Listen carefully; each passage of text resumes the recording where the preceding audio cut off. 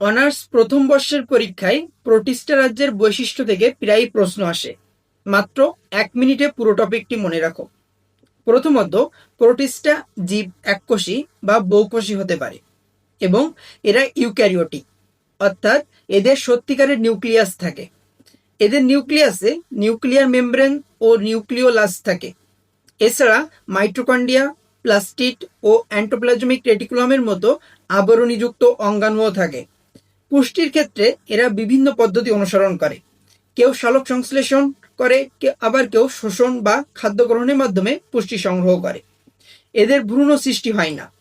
অযৌন প্রজনন মাইটোসিসের মাধ্যমে এবং যৌন প্রজনন কনজুগেশনের মাধ্যমে সম্পন্ন হয়। এদের কোষে ডিএনএ, আরএনএ ও প্রোটিন থাকে এবং অধিকাংশ প্রোটিস্টা জলজ পরিবেশে বাস করে। এমন পরীক্ষার গুরুত্বপূর্ণ প্রশ্ন পেতে ফলো করো এনইউ বোটানিজম বিডি।